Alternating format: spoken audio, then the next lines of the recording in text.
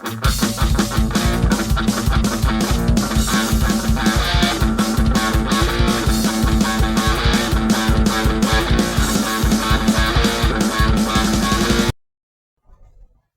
gente, tudo bem com vocês? Estamos aqui de volta com o Super Acadêmico, continuando hoje com nossa playlist aqui do livrinho aqui do Jürgen Habermas, o discurso filosófico da modernidade. Estamos ainda aqui no capítulo 2, o conceito hegeliano de modernidade. Então vamos continuar tentando decifrar aqui como o Habermas enxerga o que o Hegel tentou produzir para dar conta de compreender a modernidade. Certo? Antes de começar, não se esqueçam de se inscrever no canal se não está inscrito, dar like no vídeo, comentar bastante, colocar perguntas, compartilhar o vídeo com seus amigos, colegas. Você pode ser membro do canal também, clicando em Seja Membro. Você pode também dar o valeu, que é o like especial. E você pode também ser um apoiador do canal através do Apoia-se.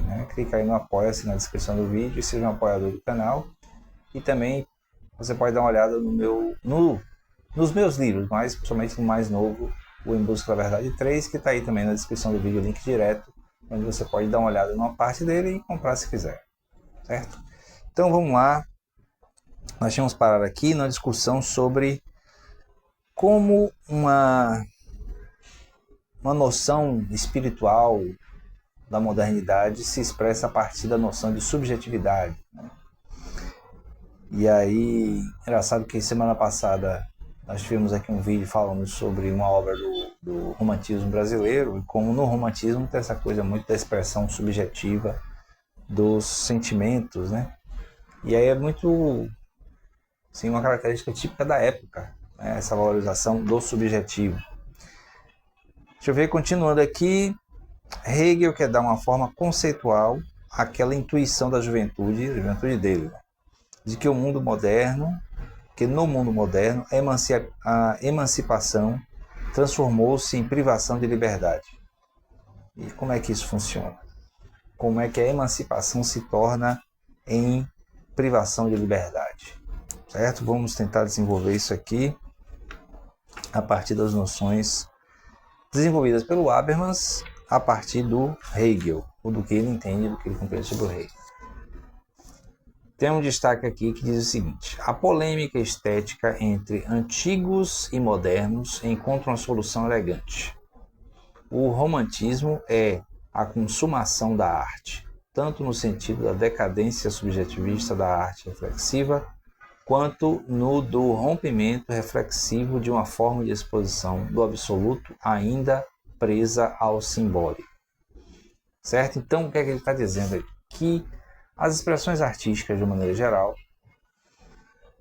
nesse momento, final do século XVIII, começo do século XIX, o Hegel foi a época dele, a época da Revolução Francesa, as expressões artísticas, como a literatura, música, essas expressões artísticas, elas tinham uma espécie de filtro da realidade, da nova realidade, da modernidade, que daria para entender e expressar aquilo que estaria coletivamente sendo sentido, certo?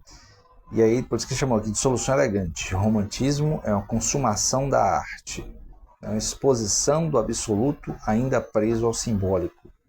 É como se o romantismo tivesse captado o absoluto, só que ainda ligado à escrita, ao simbólico, aquilo que pode ser transmitido. Isso é bem interessante, uma forma bem interessante de ver o contexto literário, o contexto artístico como uma forma de expressão de uma época. Tipicamente, tradicionalmente, as expressões artísticas sempre expressam uma espécie de vanguarda da humanidade.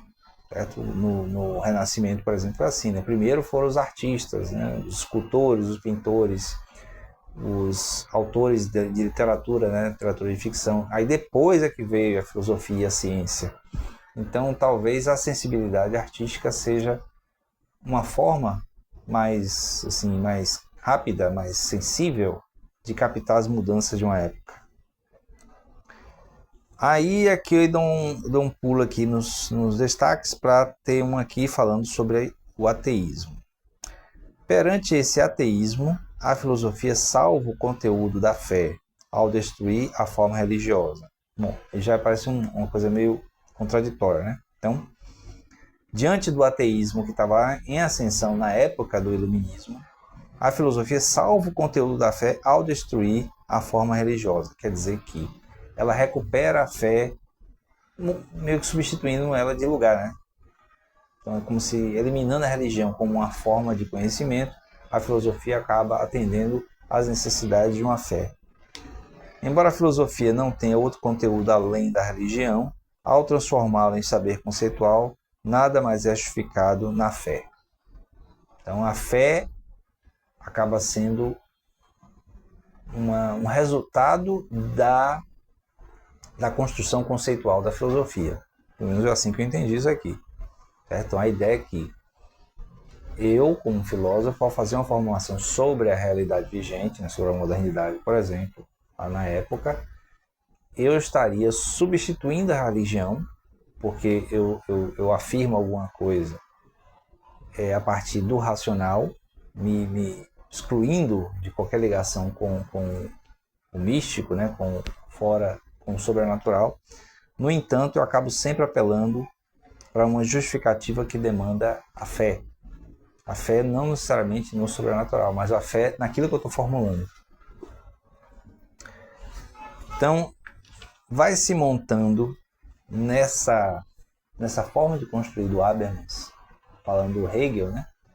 Uma forma de entender a modernidade que acaba exigindo da filosofia uma formulação de base místico-religiosa para afirmar a sua pretensão do racional, né? Então é bem interessante isso, pelo menos olhando historicamente. Aí aqui vai mudar para o tópico 4. Eu não sei se eu devo continuar. O vídeo tem 7 minutos ainda, eu vou continuar. Aqui no tópico 4 tem assim: o social separou-se do político. O social separou-se do político. A sociedade econômica despolitizada separou-se do Estado burocratizado. Aí, bom, eu coloquei um comentário aqui que teria uma relação com o que Chantal Mouffe fala sobre o combate, né, a disputa teórica entre o civismo e o liberalismo. Porque, assim, o modelo econômico anterior da modernidade, não exatamente feudal, mas a transição, digamos assim, no mercantilismo, que já é moderno, mas tinha uma presença muito forte dos esquemas econômicos, a presença do Estado burocrático. Do Estado.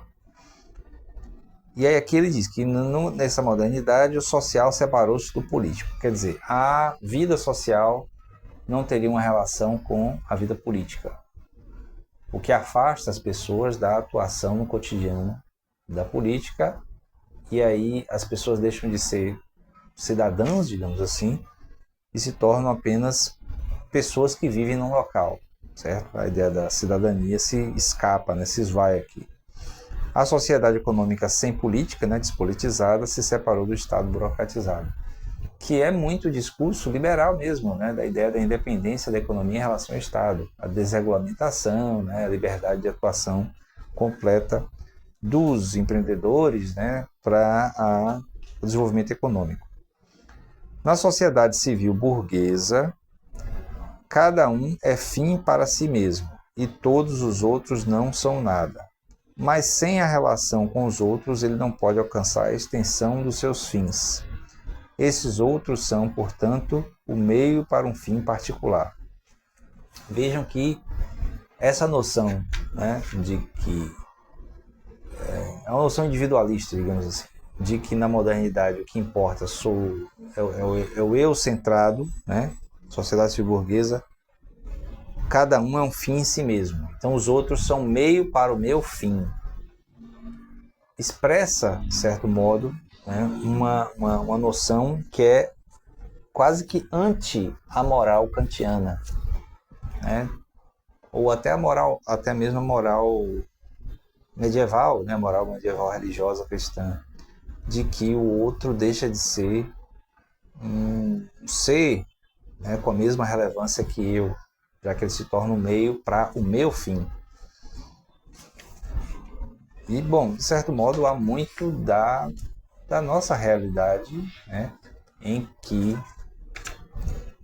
os negócios, a vida cotidiana, o trabalho faz com que nós nos vejamos como centro do mundo e os outros apenas como instrumentos para atingir os nossos fins, né?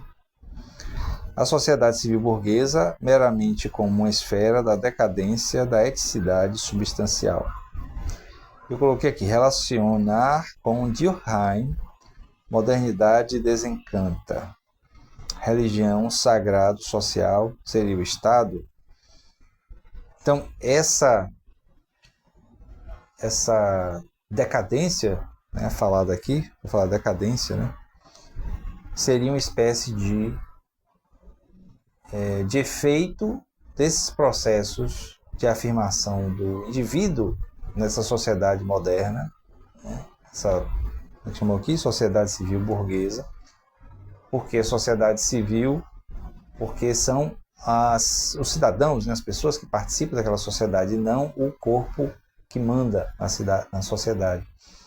E burguesa porque é a ideologia predominante naquele momento, que de certo modo ainda é até hoje, né?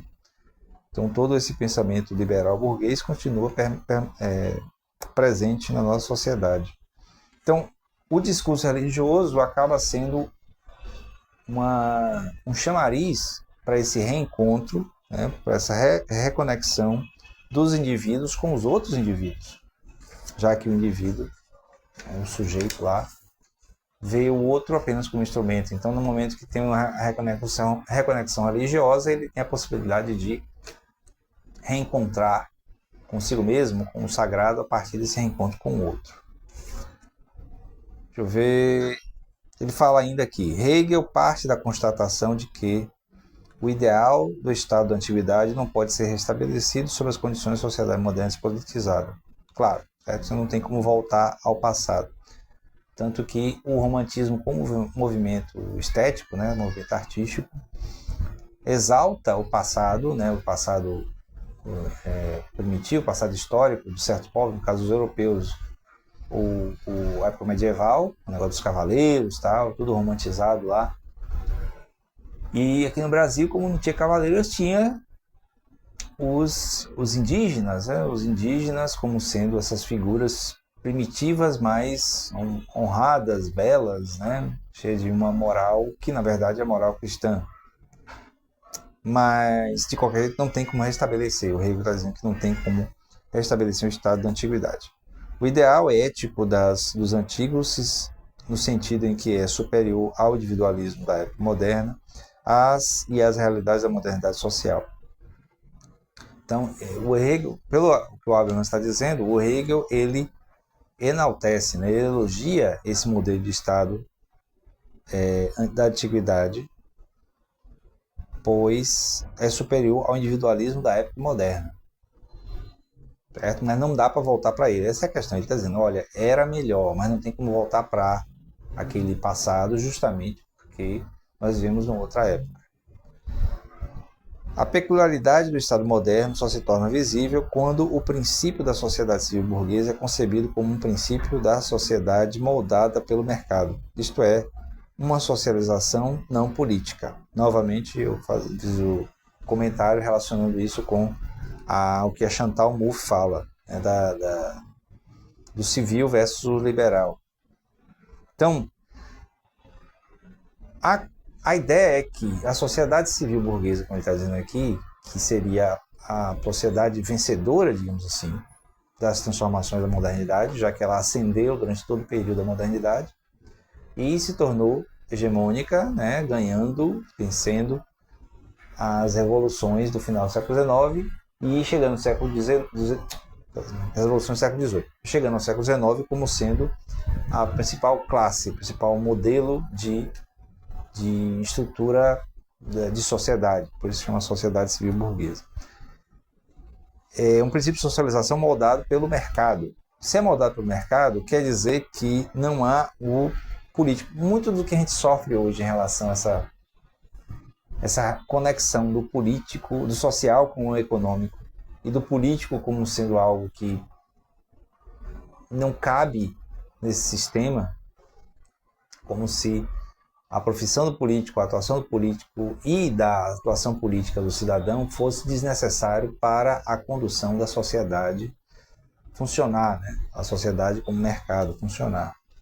Então é uma colocação